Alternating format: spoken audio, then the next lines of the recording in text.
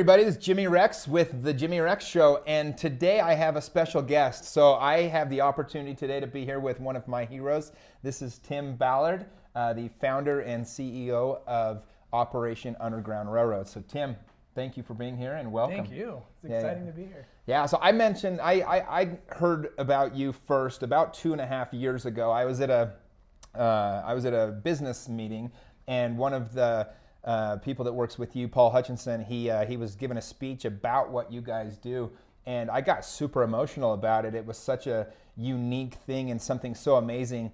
I approached him afterwards and immediately demanded to be a part of this whole thing.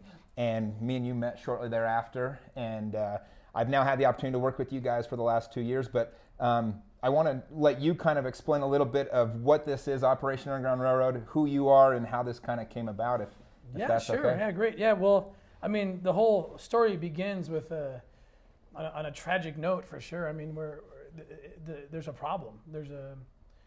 It's the plague of our generation. I mean, it's just absolutely horrific. And I think one of the most disturbing parts about it, outside of the evil act, right, of enslaving people. That's what we're talking about, slavery. The trafficking of people, kidnapping of children who are then forced into sex slavery, into slave labor. Organ harvesting is something we're now getting into. And outside of that very, very overwhelmingly disturbing kind of evil acts happening, is people don't know about it. Most people I talk to still don't know it, or they've heard of it and they can't really wrap their head around it and believe it. Yeah. And so long as that's the case, we'll never end this. It's growing too fast. There's millions of children. It's estimated about 6 million kids who are slaves, whether slave labor, organ harvesting, or sex trafficked. And it's just growing and growing and growing. The scariest number I heard, which is accurate in terms of human trafficking, the amount of money made in human trafficking today, it's the equivalent of the total value of, I'll say this, with all the money that is made in human trafficking every year, you could buy every Starbucks in the world, Wow. Every Starbucks franchise, every NBA team, and still have enough money left over to send every American kid to college for 4 years. Wow. So that's just so we can kind of see this is enormous. And until everybody gets it, and tries to do something, it's not going away. Well, that kind of helps put it into perspective, because I think that was the number that struck me when you first said it. When the first time I heard you speak, I remember you talked about, if you go back to slavery of the Abraham Lincoln days and the whole thing with the Underground Railroad, why this kind of took on that name, is you said what brought the end of slavery was the recognition basically the bringing about how awful it was. The people in the North had no idea, and that was why, to you, just getting the word out of this has been as much a part of the mission as anything. Yeah, there's a reason we call ourselves Operation Underground Railroad. There's a historical reference here, because we're trying to harken back to that time in history when there's a lot of parallels. Because I hear people, we all hear people, we all do this. We read history books, and especially during the Civil War and when slavery existed here. And we all say to ourselves, I would have been an abolitionist. I would have not stood by and done nothing. And then I have to kind of bring the sad news to them, which is... You have that chance now. Yeah, there's no difference. Yeah. Someone living in New York in the 19th century didn't visit Georgia or South Carolina any more than you and I visit Mexico or Thailand. Right. Not that you need to go to Mexico or Thailand to find this. There's hundreds of thousands of kids right here. It's more hidden here. But the parallel is interesting, right? Those people knew about slavery, but they didn't think about it. They knew about it, didn't think about it, didn't do much about it. And so we're in the same place. I say to people, if you would have done something then, guess what? It's time you to do something would have now. done something right now, Yeah. because you're in the same boat. There's more people in slavery today than ever before in the history of the world. There's more people enslaved today than all those slaves we read about that existed over 300 to 400 years of the transatlantic slave trade. There's still more alive today than all of them combined. So we're in it, guys. Here's your chance. Are you going to stand up or not? Oh, it's phenomenal, and it's such a powerful statement to really grasp the understanding that it is more of a problem now, even than it was during the actual slavery period of the 1800s. Yeah. So I want to back up a little bit, because your story is fascinating in and of itself. How did this get started? How did this come about? For those that aren't familiar with Operation Underground Railroad, who's Tim Ballard, and why did you take this route? Well, I started my career at the CIA, and later I went to Homeland Security after 9/11, and I ended up working in child crimes and child trafficking. Back when it was just kind of getting launched, and the laws were just starting to kind of congeal, and a lot of new laws are being created to help facilitate the rescue of kids, the arrest of the perpetrator, and so forth. So I was kind of like in the middle, kind of thrown into it, and the deeper I got, the more shocked I became. Like I never stopped being shocked. You hear these numbers, but then when I'd see the kids, you know, and they sent me to undercover school. I became an undercover operator. I was going overseas, domestic, going undercover, pretending to be a purveyor of child sex or as a sex tourist to infiltrate these gangs and these people who were hurting kids. And that's when it just became so overwhelming, and I recognized, you know, I thought to myself, so many times on a case, I thought, man, if I could pick up the phone, like the Batman phone, and say, hey, Batman, can you go just do something for me? Because I can't get over here. It's outside my jurisdiction, or there's several reasons why. There's a lot of government restrictions when you're working. There's restrictions, right. and those restrictions are there for a reason. Sure. I don't contest the reason. Yeah. But I thought, if there was a private organization that worked legally, ethically, and you know, totally, you know, under the right jurisdiction, but if I could pick up the phone and say, can you just go do this? I need, like a glorified informant that could just get things done and support what I need to do. Because the problem's so vast. I mean, you find one trafficking victim here, there's 5 countries that kid might have been through. Right. And if you can just get resources to move quicker. And so after years of not knowing who to call on those kind of special projects, I decided, well, maybe I need to be the guy that they call. And that was kind of the beginning of it. You know about the little boy in Haiti. I know you've been with us on these operations. Yeah. And that, by the way, that was the first experience I had with you guys actually in the field, was in Haiti. And to see you with those little kids, and there was a couple other individuals with O.U.R. that were adopting from the same agency, and that's when, to me, I realized how much this hit home for you guys. I mean, you are not a person that just says you're going to do something. You are actually, I think this month you're wrapping up the process. You've been for a couple of years of adopting a few of the kids that you got from Haiti, right? Yeah, that's right. And that story of even getting to Haiti, it was kind of the thing that pushed me into my final decision to do this. It's a scary thing to leave a comfortable job and start a nonprofit. A nonprofit that's pretending to do something, that wants to do something that most people are saying that you can't do, Right. And I never tried it this way. I've never tried to do operations privately and see how, you don't know how governments are going to respond, because we always work with the governments, as you know. Correct. We never go outside. When I learned about this little boy who was kidnapped in Haiti, he was born in Utah, which is why I learned about the story. He was kidnapped in Haiti from his church at 3 years old and trafficked. And his father and mother, I just read about them, and they were devastated. And obviously they couldn't find him, and they didn't know what to do. And they live in a country where there's not a lot of resources for proactive investigations. And when I learned about this story, and I met that father as a government agent, and I promised him, I said, he told me a story. I'm in tears. I'm just saying, I will promise you, I'll do everything I can to help you find your son. And then I realized in the weeks after that I made that promise that this is not a U.S. case. I mean, there's nothing. If I'm my own boss, I got to tell myself, no, I can't. If I send you out there, it'd be illegal. It'd be against everything. Yeah. And I went to my wife and I said, but I promised this man I'd help him find his son, and no one's helping him, and I can't moonlight this. I don't have enough money on my own. I mean, what am I going to do? And my wife was so brave. She says, well, you got to quit your job. What do you mean? This is a real kid, and there's all these other kids you know about that you could help. Quit your job. We'll make it happen. We'll make it work.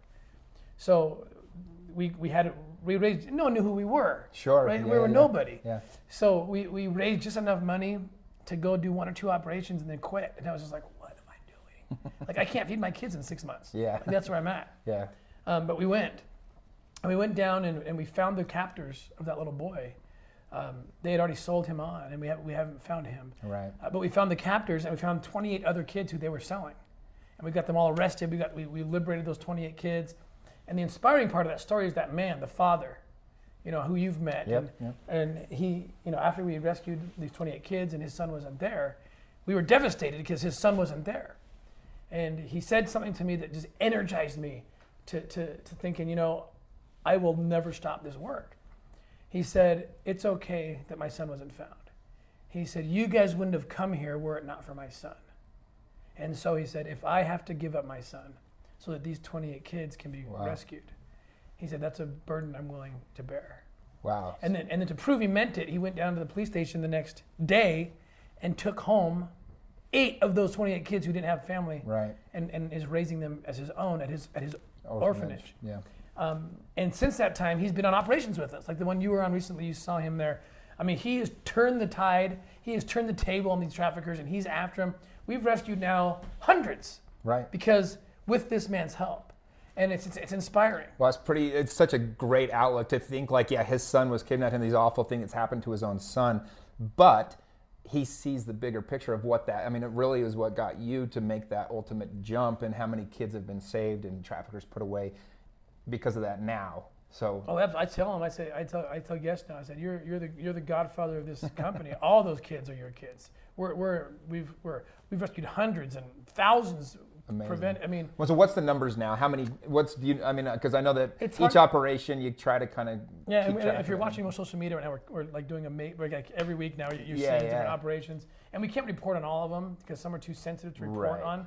We're doing work. Well, and I know I've been part of ops that we haven't reported just because of the nature of the op, and you guys don't want to take the credit for it. One thing I've noticed is a lot of times you're just there to support and help, but you want these governments to be able to claim that that they get more support. We report as much as we kind of need to make sure people know we're still alive and well. Right. But we're doing work now, as you know, we can't even talk about in the Middle East. Correct. And places that organ harvesting is going on. We don't want. We got to keep a low profile sometimes, but so it's a difficult number. It's around 1,000 kids, I think, in our 4 years that we've actually physically seen, and extracted and put in safety. But the real number is way beyond that, because I think we're close to 400 traffickers that we put in jail. Yeah, I keep track of the own numbers of the ops that I've gone on. I think just with the ops that I've been on, I think I'm at we've helped put away 18 traffickers. Yeah, and you consider that number, that's the more powerful number. Yeah.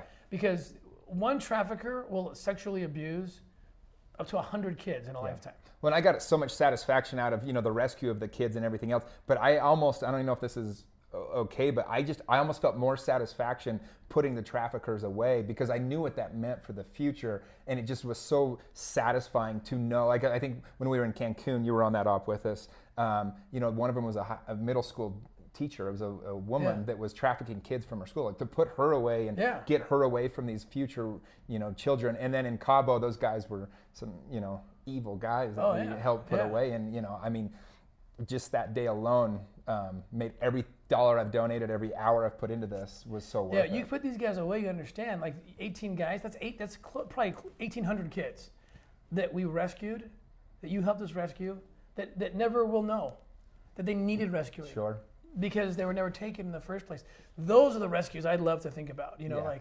These kids now live safely. Someday maybe, when we get technologically advanced, we can, like Minority Report, we can go back and see the difference. What would have happened if these guys, and all the, that's the number. Well, it's pretty, I mean, of all the things I've ever done, nothing's been more rewarding than that, for sure. And there's a reason that so many people have gravitated to this charity. I mean, you guys have really blown up. You got partnerships now with Beck, with Tony Robbins, with the Steelers. We went out last Wednesday and spent the day with the Steelers team, Mike Tomlin. And I mean, it was so cool to see how he looked at this and took, there's so much negativity going on in the NFL, and he just wanted a positive light, something that he said it himself where we were sitting there in his office. He said, I just wanted something that every side can agree is something that's for the good. Exactly, and that's what we need. Beyond the obvious, beyond the totally rewarding and pivotal, important part of rescuing children, what Mike Tomlin sees, what we see too, is, look, this country's hateful. And divisive. We're hating. Look at the news every day. It's just like, who can I hate today? Right. And who can I misrepresent today? And who can I take out of context today to be a jerk? I mean, that's our country right now. And to have a cause, like Mike Tomlin has pointed out, where no one's going to disagree, that kids who are being raped need to be liberated. No one's going to be against that, Right. And so how about, instead of talking about the 6,000 idiots evil, neo-Nazis who still exist out of 300 million Americans. Let's talk about the 5 to 10 million pedophiles that also share this land who are looking to rape our children. Can we all kind of put things in perspective and start, instead of giving these guys attention, let's give attention where we can help children and put down our swords for once and come together. Not that I want those guys at the table; they're not invited. But but you know what I'm saying. Like, let's focus on big things. Yeah. Things that are important, things that we can all come together. Well, and I think that's where big ideas happen too. Is like if you see how many few things 80% of Americans agree on. I mean, it's like nothing at this time. Mm-hmm. But this is like one of the few things I've ever seen. Maybe the last thing. Seriously. Where everybody can rally behind it, minus those couple people that are actually on the wrong end of it. But, so from here, I mean, obviously you've got so many big things happening, partnerships and things like that. But I want to talk a little bit about kind of when you were first starting, you did those first few ops, and then I know you had a partnership with Beck is what kind of really launched this.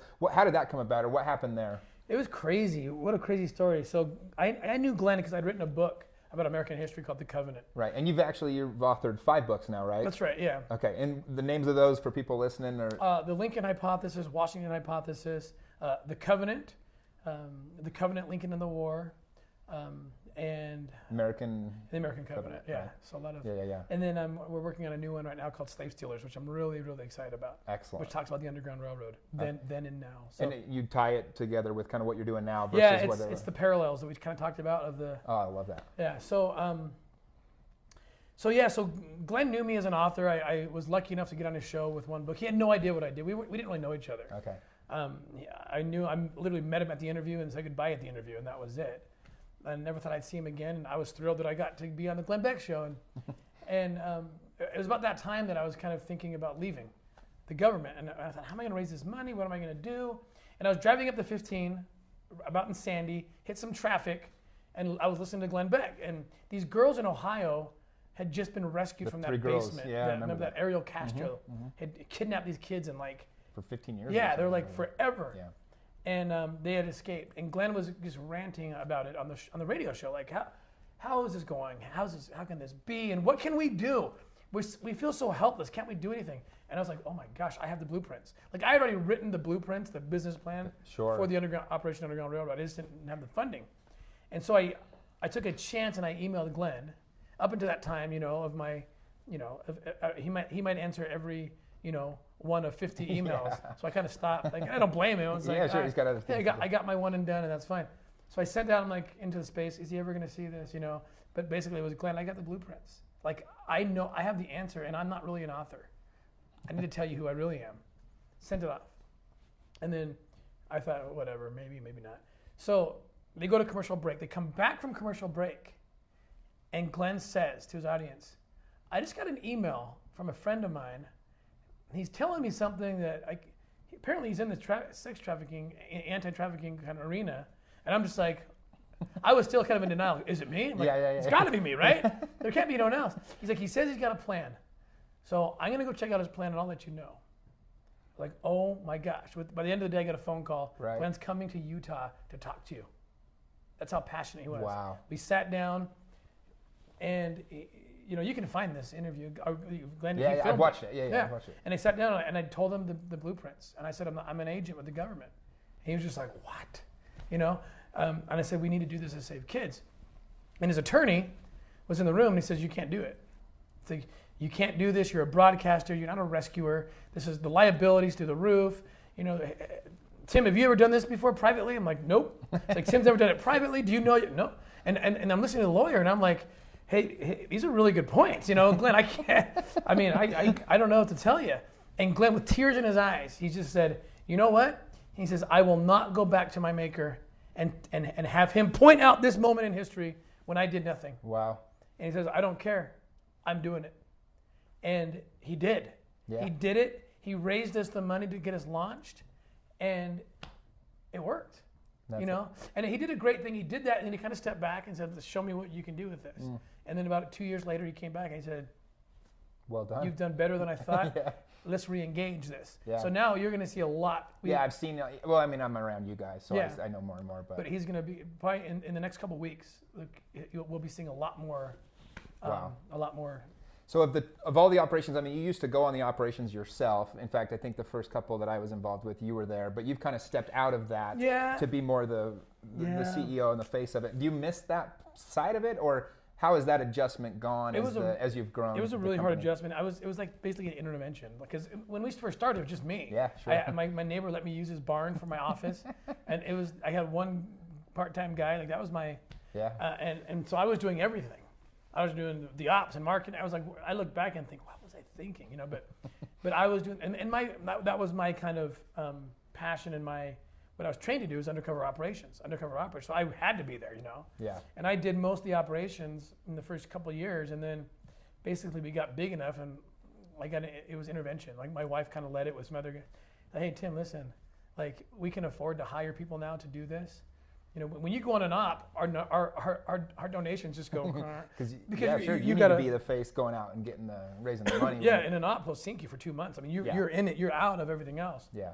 And so I learned my role has just changed, and I need be the guy doing interviews like this, and converting people to the cause, and still directing my guys and making sure they have what they need, and but. Well, I've seen. I mean, one thing that I've really loved about being close enough to see kind of the inside of how this operation works is, I mean, when we're on those ops, we start everything with a prayer. I mean, we literally. I know that you find this as a divine calling, basically, that God has put you to put this work together, and then when I'm doing like little events, and you make the time to come and speak in these things. I mean, you've really put the effort and the work to get this thing where it is. I mean, it's only been, is it 4 years now? Almost 4 years. Almost 4 years in December, right? Yeah. And so, because when I first started, it was going to be a full year. And so 3 years now since. It's crazy, it's crazy how fast it's been fun to watch the transition and everything else. Well, I remember when we went on I mean, for those that, I guess, I want to kind of hear when you did your first, or some of those first ops you did, like Colombia, I know was one of the big ones when you guys did that. Tell us a little bit about how that came about, and just walk through kind of for people listening what one of those ops looks like. Yeah, sure. I think people are fascinated to know. People ask me all the time, like, what exactly is going on there? And so in terms of operations, it's basically everything. A lot of what we do that we don't report on is cyber crimes. Yeah. Supporting those efforts, especially in the United States. It's a large part of what you're doing. A lot of where kids are being abused is online, child pornography. But one I can talk about, so I can't really talk about how that works or what we do, but in terms of, like, for example, Colombia is a great example. So I learned about the Colombia case really as an agent. I wanted to engage it. We had these leads, and the Colombians didn't have the resources, and to really do the job we need to do to infiltrate this particular trafficking ring is we needed American faces, because the traffickers oftentimes are looking for that clientele. The United States is the highest consumer of child pornography, so we are that demand. So when an American pedophile shows up at the right place, the traffickers flock, and their inhibitions are down, and they'll bring all their kid. It's the perfect rescue scenario. So after I quit, I called Colombia back, and I said, guys, remember me? I was down there doing that training with you guys. I'm ready to do the op now. So we went down, and we always work at the behest, under the jurisdiction, under the authority of the prosecutor's office. And they asked us if we'd go sit on this beach, on this island outside of Cartagena. And they said they have reports that trafficking was happening, child trafficking was happening. And sure enough, within 20 minutes, I'm getting offered sex from a dude who's going to sell me a 10-year-old, 11-year-old, 12-year-old kids. And so then we have it all videotaped. We go back to the prosecutor. Here you go. It's true. So then they instruct us, okay, let him take you to his boss. And then we meet with his boss, and then his boss brings in other traffickers because we want a big party.